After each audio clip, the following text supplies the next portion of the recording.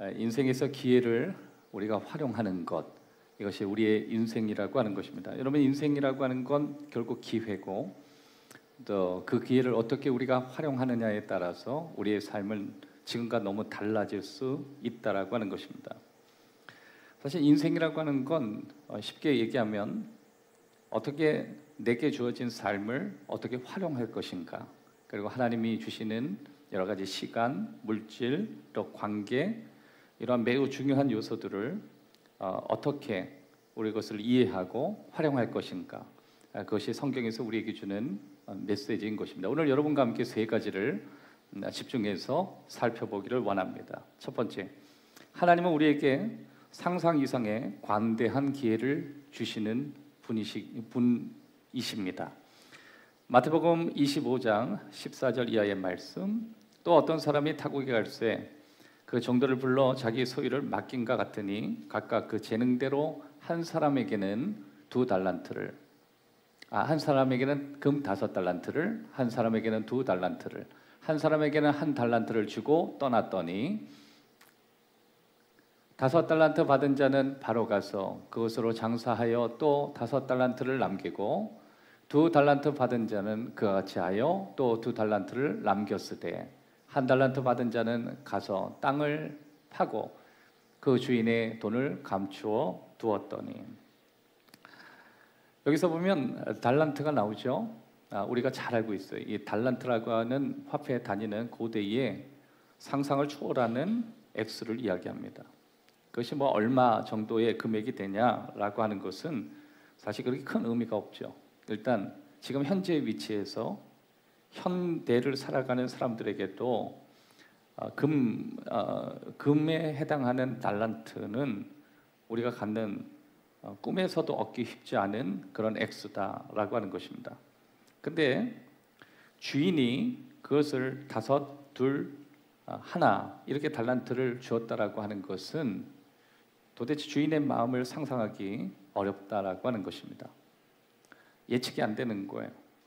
이렇게 약하고 부족한 나에게 이렇게 많은 것을 줄 수 있는 분의 그 마음을 이해하거나 헤아리기 어렵다라고 하는 것입니다. 그런데 본문의 내용을 보면 주인은 참 좋은 기회를 주고 싶어 하시고 또 관대하시고, 또 그런 면으로 볼 때 성경에서 우리에게 주시는 메시지는 하나님은 그런 분이시다라고 하는 것입니다. 오늘 이 메시지를 예수님이 하고 계시는데, 예수님이 처음부터 우리에게 알려주고 싶어 하시는 가장 중요한 메시지는 하나님은 우리의 인생에 그런 기회를 주고 싶어 하시고 여전히 하나님은 그런 분이시다라고 하는 것입니다. 결국 내 인생에도 기회가 온다, 그렇게 함축할 수 있어요. 하나님은 너에게도 기회를 주실 것이다. 다시 한번 우리 좌우에 있는 분하고 인사할까요? 당신의 삶에도 반드시 기회는 옵니다. 여러분, 파도라고 하는 것, 사실 기회와 제가 연관지어서 오늘 당신을 향한 파도는 반드시 온다 이렇게 했는데, 결국 이것은 기회라는 말을 여러분 바꾸면 이해하기가 훨씬 쉬울 거예요. 당신을 향한 기회는 반드시 온다.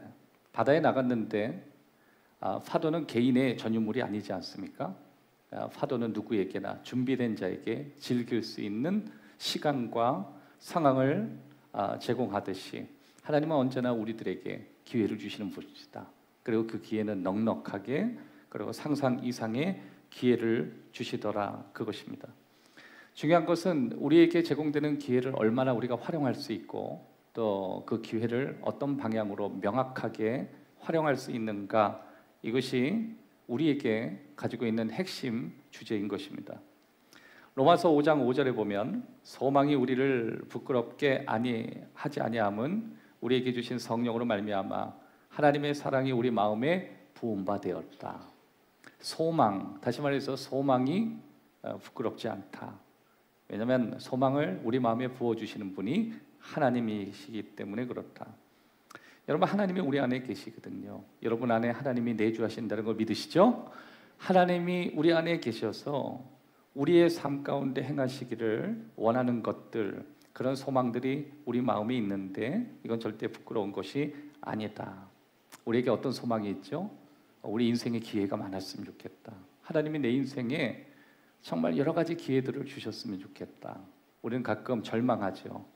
왜냐하면 이 기회가 다른 사람에게는 있고 내게는 없다라고 생각하기 때문에 그렇습니다. 그런데 오늘 본문에 보면 사람에 대해서 느끼는 체감의 느낌만 다르지 과분한 기회들을 다 얻을 것이다 라고 하는 것이 예수님의 메시지인 것입니다. 우리는 그걸 믿어야 돼요. 다른 사람에게 기회가 왔다면 반드시 우리에게도 기회가 온다는 걸 믿어야 돼요. 옆 사람이 기회를 얻었다면 반드시 나에게도 기회가 온다. 저 사람이 파도를 경험했다면 내가 예수 그리스도 안에 있는 한 내 인생에도 반드시 기회가 온다. 하나님은 나를 미워하지 않는다. 하나님 나를 사랑하신다. 하나님이 나와 내 가정과 내 사업장과 내 인생과 내가 꿈꾸는 것에 반드시 기회를 주신다. 여러분, 파도라고 하는 것은 사실 불안합니다. 그 파도는 언제나 일시적으로 왔다가 일시적으로 빠져가기 때문에 사실 우리 삶에 있어서 기회라고 하는 것은 오래 체류되는 것이 아닙니다. 그래서 그 기회가 밀려올 때 그것을 빨리 캐치하고 그 기회를 즐길 수 있는, 그리고 그 기회를 누릴 수 있는 준비가 저와 여러분에게 되어야 되는 것입니다.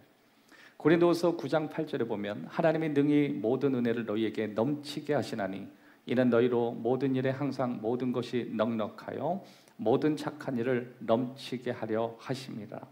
지금 사도 바울이 이 한 절에서 넘치게, 능히 이런 얘기를 몇 번이나 써요.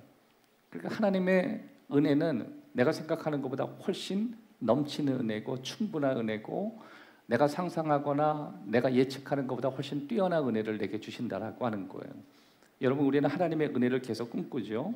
우리의 자녀들에게도 내 인생에게도 더 나아가서 내 주위에 사랑하는 사람들에게도 하나님의 은혜가 있기를 우리는 원해요.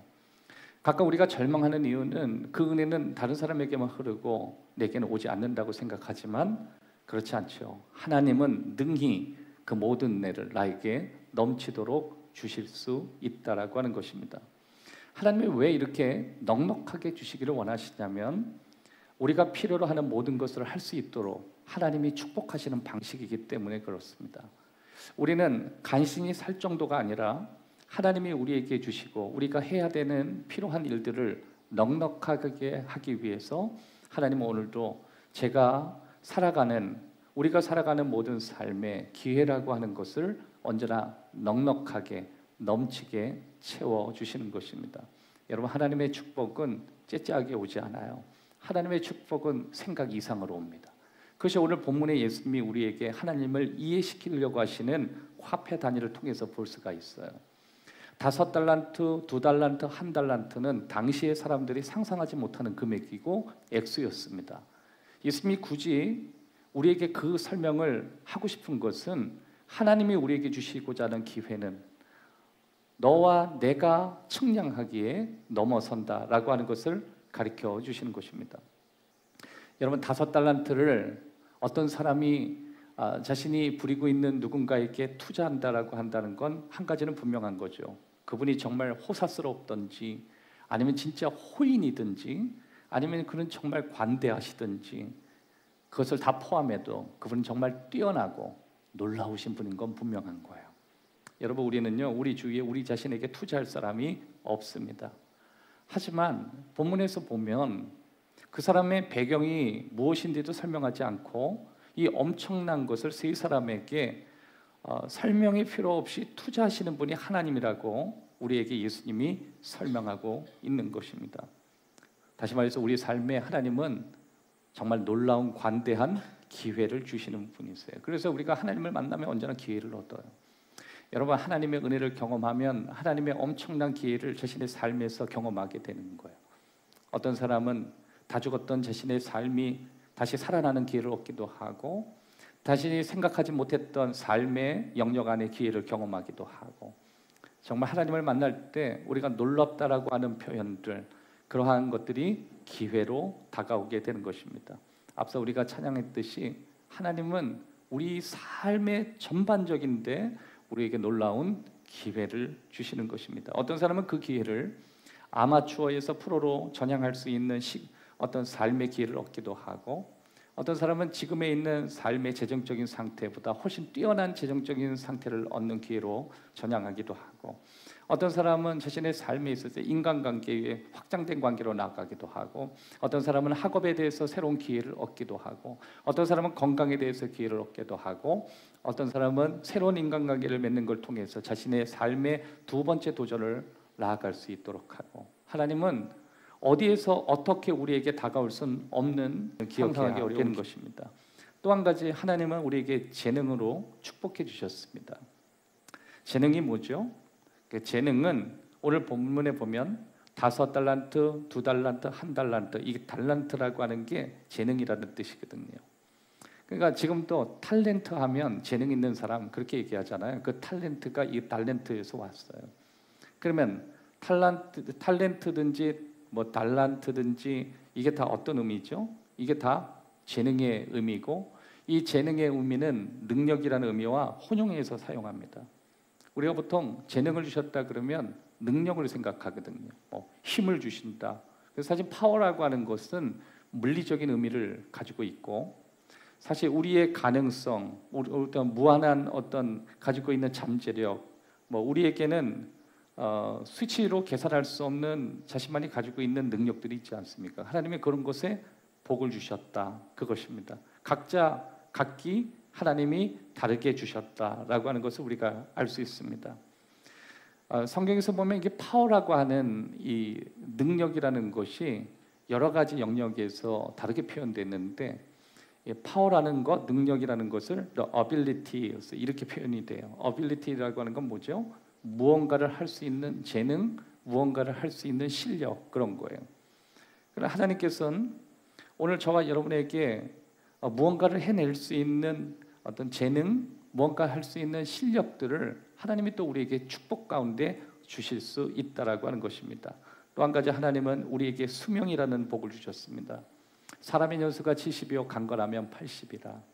현대 과학도 대체로 사람들이 특별한 질병의 공격을 안 받으면 70세까지는 무난하게 간다고 해요. 근데 지금은 과학이 발전하면서 100세가 넘어가고 120세까지도 예측이 되더라고요. 저는 청년들을 격려하고 응원합니다. 여러분 20대 때 너무 힘들다고 하시지 마십시오. 어쩌면 여러분 100년을 더 살아야 돼요. 이게 저주인지 축복인지 모르겠는데 실패했다고 낙심하지 마십시오. 여러분 기껏해야 실패한 것이 앞으로 살아가야 될 100년의 아무것도 아닙니다. 혹시 지금 난 이제 다 왔다고 생각하시는 분들 혹시 모릅니다. 1년 사이에 여러분의 수명이 급격히 더 늘어나고 어쩌면 여러분이 성경의 한 인물이 될 수도 있어요. 성경에 보면 아브라함부터 해가지고 온갖 사람들의 백수는 다 넘깁니다. 하나님이 수명을 우리에게 축복으로 주실 수 있습니다. 또 하나님이 우리에게 상처를 선물로 주시기도 합니다. 사랑하는 사람을 잃어버리거나, 아니면 사랑하는 배우자를 앞서 보내거나, 자녀를 잃어버리거나, 아니면 어떤 사람, 특별히 마음의 우울증으로 인해서 자신의 삶에 깊고 어두운 시간을 보냈던 사람은 동일한 아픔을 경험하고 있는 사람을 잘 위로해 줄 수가 있습니다. 여러분, 가끔 우리가 살아갈 때 나와 똑같은 상황을 만난 사람을 우리가 이해하기가 굉장히 쉽고 위로하기가 굉장히 쉽다라는 걸 알 수가 있죠. 성경에서는 이것을 사역이라고 이야기합니다. 하나님이 우리에게 이렇게 수많은 상처를 주시고 이 상처를 경험했을 때 그 상처를 가지고 똑같은 일을 겪은 사람들을 격려하고 위로하는 것, 이것을 우리는 사역이라고 이야기할 수 있습니다. 어떤 사람은 전쟁에서 부상을 당하기도 하고, 또 어떤 사람은 삶의 여러 가지 사건을 통해서 아픔을 경험하기도 하고, 다른 사람의 겪는 어려움들을 돕고 회복하는 것, 이것도 또 하나님이 우리에게 주신 복 가운데 하나입니다. 내 인생은 왜 이렇게 눈물이 많지? 여러분, 많은 선지자에 웃음의 선지자도 있지만 눈물의 선지자도 있음을 기억하십시오. 누군가는 울어야 했고 누군가는 웃어야 했습니다. 하지만 하나님이 그것을 통해 하나님을 증거하게 하셨고, 그걸 통해서 하나님이 하나님의 마음을 전달하고 위로하도록 사랑하셨습니다. 어떤 사람은 숙제가 풀리기도 하고, 어떤 사람은 평생 풀리지 않는 숙제를 안고 주님 나라 가는 그 순간까지 그 숙제와 씨름하다가 주님 앞에 서는 사람도 있을 것입니다. 여러분, 이 숙제를 보니까 풀리는 것도 숙제고 풀리지 않는 것도 숙제들이 있습니다. 풀어가는 과정이 중요한 거고, 어쩔 때는 풀리지 않은 걸 주면서 이건 풀 수 없지만 풀려고 하는 시도를 숙제로 주실 수도 있습니다. 그러니까 우리는 어떤 것이 내 인생의 길인지는 우리는 알 수 없지만 우리는 멈추면 안 되고, 그것이 어떤 상황이든지 우리는 기회로 받아들여야 되는 것입니다. 또 한 가지, 하나님은 우리에게 새로운 출발을 기회로 주시기도 하십니다. 고린도후서 5장 17절, 그런즉 누구든지 그리스도 안에 있으면 새로운 피조물이다. 이전 것은 지나갔으니 보라 새 것이 되었도다. 여러분, 하나님께서 우리에게 새로운 출발을 주신다는 게 무슨 의미죠? 그것은 하나님이 우리를 새로운 피조물로 만들어 주셨다라고 하는 그 개념을 우리에게 우회적으로 설명하는 것입니다. 새로운 시작이 창조로 바뀔 수 있는 건 뭐죠? 그거는 현재를 살아갈 수 있는 새로운 해석을 우리에게 주셨다라고 하는 거예요. 여러분, 직장인들이 매일같이 같은 직장을 다니는데 우리는 사람이기 때문에 이게 계속 기계처럼 똑같은 시간에 일어나서 똑같은 생각을 하고 똑같은 사람을 만나다 보면 우리는 금방 지치고 의미를 찾지 못하고 힘들어지게 되는 것입니다. 그런데 하나님께서 예수 그리스도 안에서 동일한 환경과 동일한 상황, 바꿔지지 않는 동일한 숙제를 안고 살아가는 내 삶에 새로운 창조가 일어났을 땐 그것이 새로운 해석이 되고 그것이 새롭게 출발할 수 있는 마음이 되는 것입니다. 그래서 어제 보았던 하늘이 전혀 다른 하늘이 되고 오늘 보았던 내 삶의 현장이 전혀 다르게 느껴질 수 있는 것은 오늘 고린도후서 5장 17절에 보라 새 것이 되었다라고 하는 하나님의 기회를 얻은 것입니다. 전 저와 여러분들이 그런 새로운 기회가 일어나기를 주의 이름으로 축원합니다. 하나님을 믿고 신뢰하는데 위험도 있습니다. 하나님을 믿고 신뢰하는데 위험도 있습니다. 다시 말해서 사실 이 신앙생활을 하는 것, 이것이 단순히 안전만 얘기하는 건 아니죠. 신앙생활이라고 하는 것은 사실 이제 사람들은 보이는 것에 집착하고 또 보이는 것 중심으로 삶이 이렇게 되어 있기 때문에 사실 보이지 않는 하나님을 믿는 것 자체가 우리 삶에 리스크가 있는 거예요. 그래서 하나님은 우리의 길이 되신다 그랬죠. 다시 말해서 우리 삶의 지도가 되신다고 여러 번 얘기하시는 것은 신앙생활은 막연히 하는 것이 아니라 하나님의 인도하심과 하나님의 이끄심이 있지 않으면 우리는 성공적인 신앙생활을 하기 어렵다라고 하는 것입니다. 그래서 많은 사람들이 신앙생활을 참 주저하는 경우가 많이 있습니다. 왜 그러냐면 특별히 타종교에서 기독교로 개종할 땐 신이 노하셔서 집에 우환이 있다, 이런 얘기도 있고, 또 신앙생활을 잘 하려고 하면 여러 가지 문화적인 상황에 충돌이 일어나고 내가 느끼는 경제적인 상황에 또 여러 가지 위험도 느낄 수 있고 내가 예측되지 않은 여러 가지 다양한 문제들을 만날 수 있다. 그래서 참 하나님을 믿는 게 위험하다라고 생각하는 분도 계시지만 사실 위험한 요소보다 훨씬 더 그렇게 신앙적 요소보다 더 위험한 건 우리의 삶에 있다라고 하는 것입니다. 위험 관리 전문가에 따르면 치명적 사고의 20%는 자동차에서 발생한다 그래요. 그러니까 우리에게 일어나는 치명적인 사고들 있죠. 근데 전체의 20%는 자동차에서 발생해요. 차 사고가 20%를 차지하고 또 치명적인 사고의 16%가 비행기, 기차, 배를 이용하고 가다가 전복돼서 돌이킬 수 없는 사고를 경험하는 게 16%. 또 치명적 사고의 15%는 걷는 동안 발생한다 그럽니다. 우리가 보통 운동하거나 개인적으로 걷는 동안에 갑자기 우연히 일어나는 그 사건들, 또 그게 다 길에서 발생하는 그 사건이라고 그렇게 이야기합니다. 여러분, 세상에 안전한 게 없는 거죠. 그리고 17%가 집에서 발생한다 그래요. 그러니까 여러분의 집이 사실 안전한 게 아니죠. 오히려 집 밖이 더 안전하고 더 나아가서 비행기가 여러분 집보다 훨씬 더 안전한 거예요. 근데 더 놀라운 사실 제가 발견했습니다. 여러분에게 알려드릴 테니까 절대 다른 데서 얘기하지 마시고요. 교회가 제일 안전했어요. 교회에서는 죽는 사건이 없었고 특별히 치명적인 사건이 없었습니다. 여러분 지금 작은 천국에 와 계십니다. 아멘 하시는 분만 하나님이 더 큰 복을 주시기를 바랍니다. 따라합시다. 안전한 곳은 없다.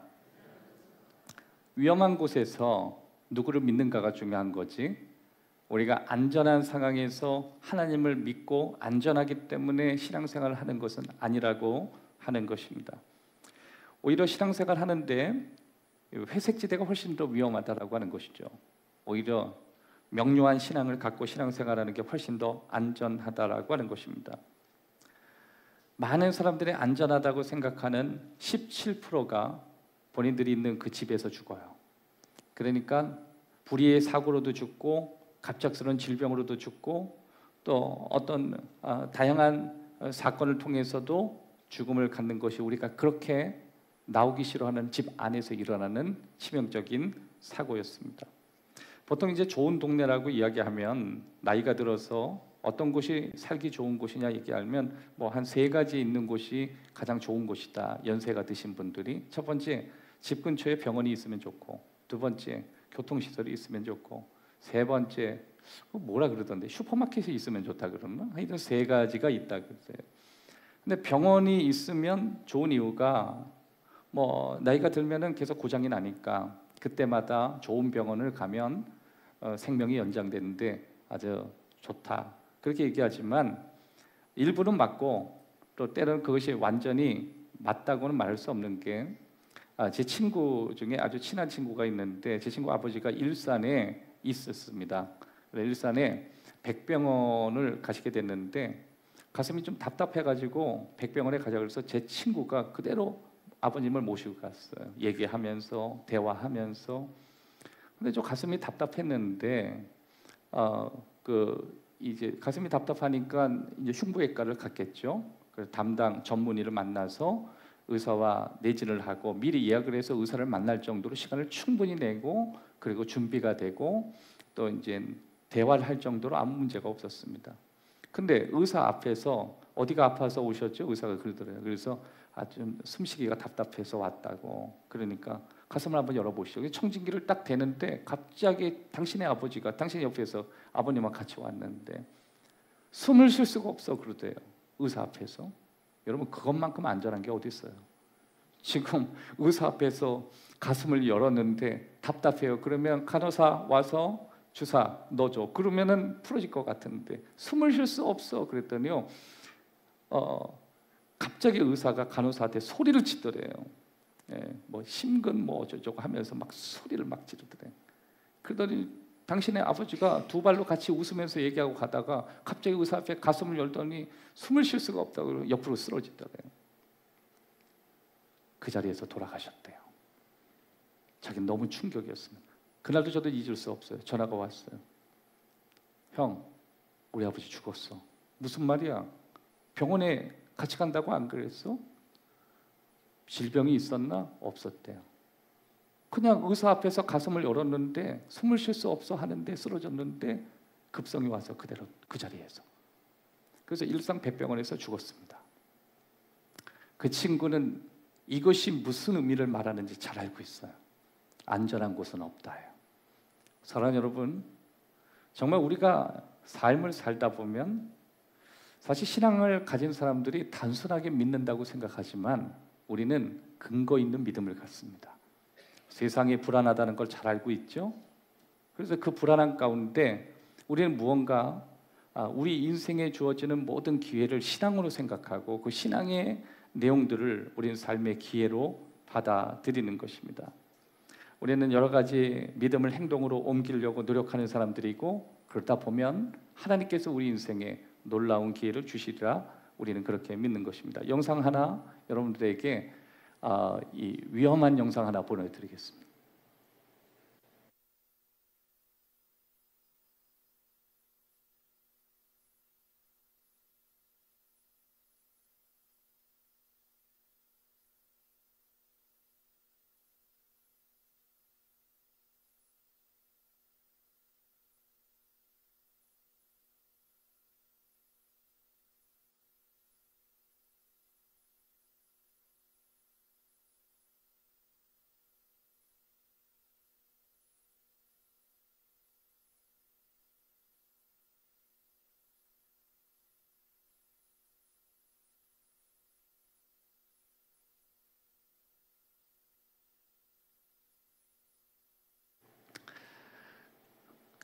어,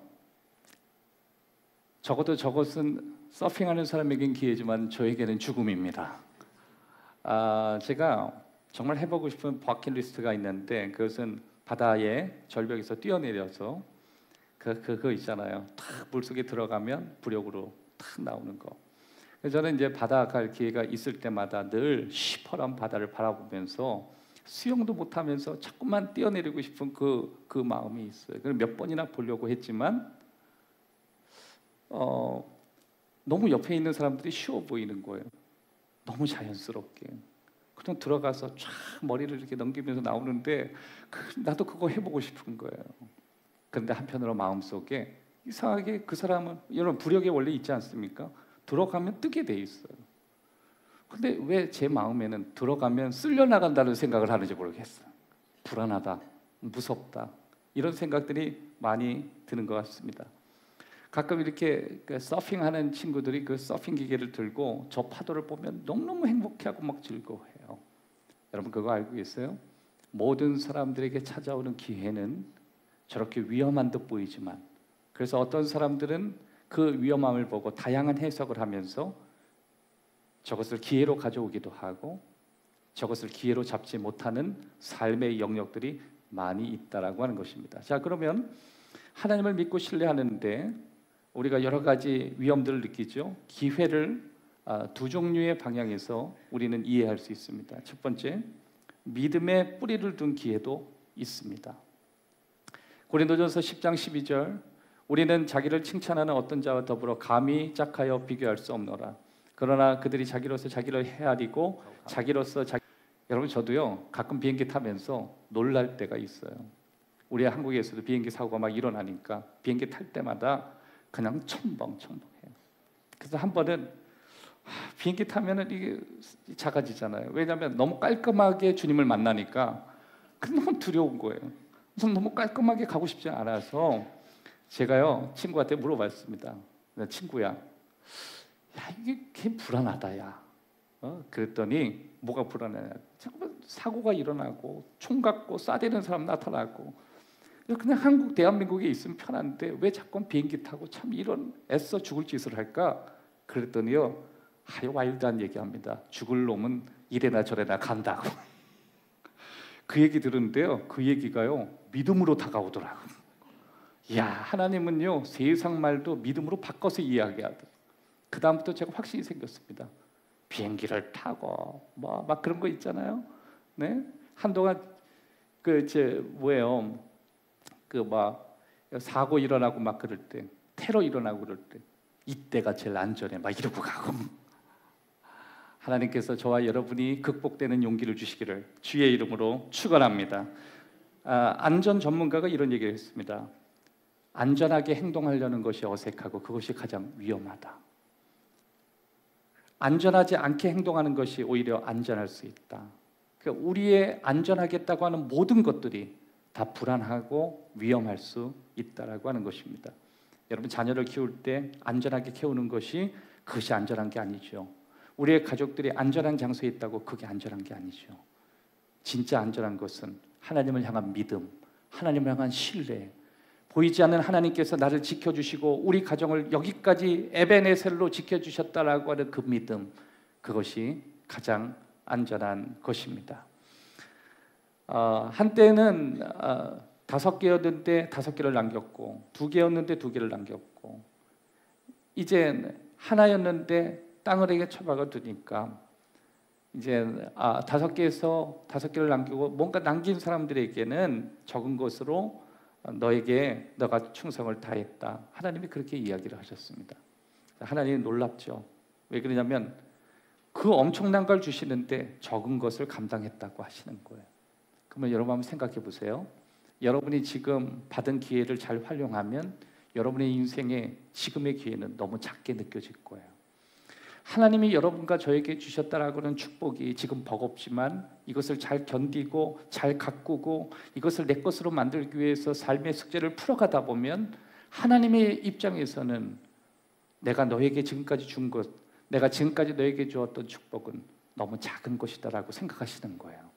더 큰 축복, 더 큰 은혜, 하나님이 상상하지 못하는 은혜들이 저와 여러분에게 있기를 주의 이름으로 축원합니다. 마지막 세 번째, 기회에 대해서 절반의 책임이 우리 자신에게 있다라고 하는 것입니다.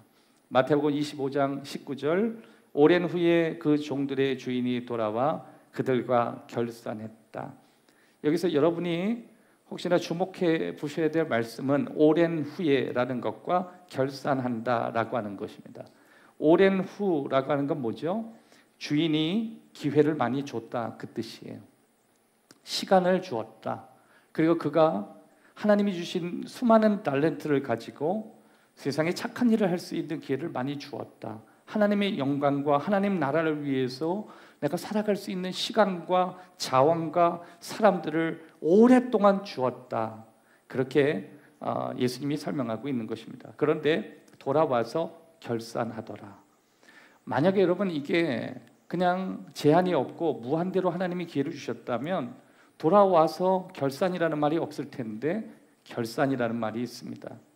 그래서 세 번째, 우리는 절반의 책임을 져야 하는 것입니다.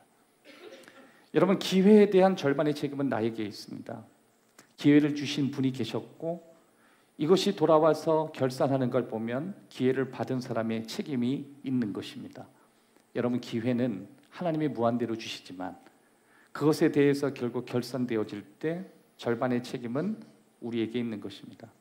그러면 그 절반의 책임이 뭐예요? 능력입니다.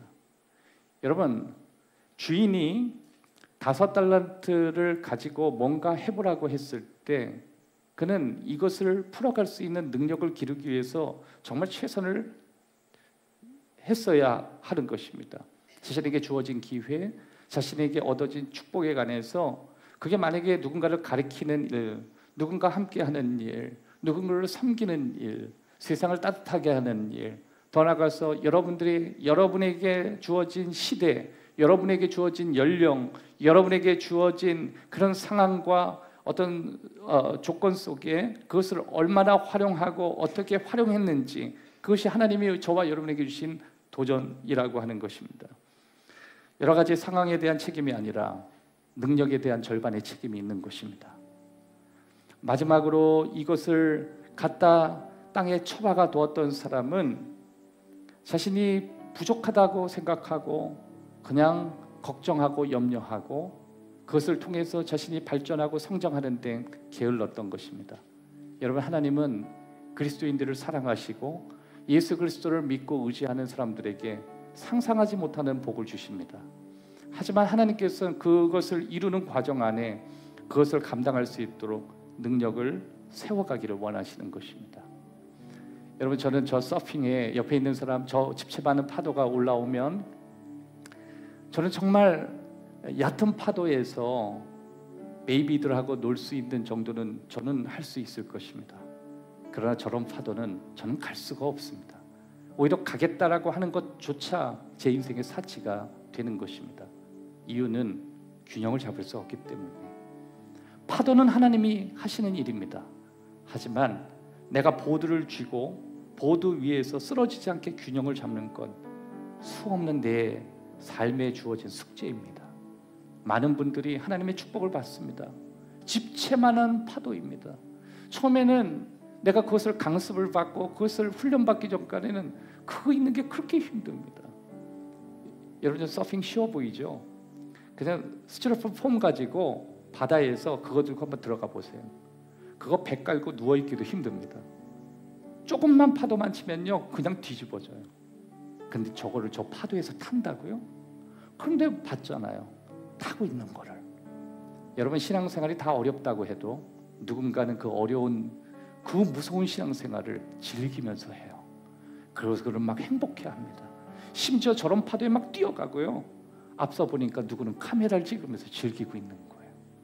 절반의 책임이 우리에게 있었어요. 우리는 준비할 시간에 준비하지 않았고, 우리는 수많은 실패를 실망하고 좌절하고 낙심하는 데 허송세월을 보냈고, 내 자신을 연구하고 하나님 앞에서 준비되는 시간으로 보내지 않았던 것입니다. 마태복음 25장 23절, 그 주인이 이르되 잘하였도다 착하고 충성된 종아, 내가 적은 일을 충성하였음에 내가 많은 것을 내게 맡기리니 내 주인의 즐거움에 참여할지어다 하고 마태복음 25장 28절 이하 그에게 그 한 달란트를 빼앗아 10달란트 가진 자에게 주라. 무릇 있는 자는 받아 풍족하게 되고 없는 자는 그 있는 것까지 빼앗기리라. 오늘 당신을 향한 파도는 반드시 온다. 세 가지를 나눴습니다. 첫 번째, 하나님은 내가 생각하는 것 이상의 관대한 기회를 우리에게 끊임없이 주시는 분이시라는 것입니다.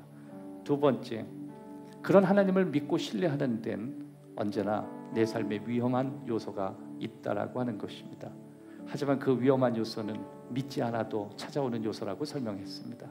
세 번째, 그 기회에 대한 절반의 책임은 언제나 우리의 몫이었다는 것입니다. 여러분들에게 한 주간 여러분과 저에게 찾아오는 기회를 내 것으로 만들어서 여러분의 인생이 아름답게 활용되어지는 축복의 여러분이 되시길 주의 이름으로 축원합니다.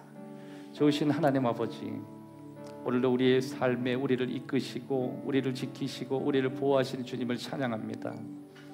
좋으신 하나님, 오늘 우리 삶에 찾아오는 수많은 기회들을 우리가 놓치지 않게 도와주시고 우리 인생에 우리에게 주어진 모든 순간들이 하나님이 주시는 축복의 앨범으로 가득 채울 수 있도록 하나님 그렇게 우리가 준비되기를 원합니다.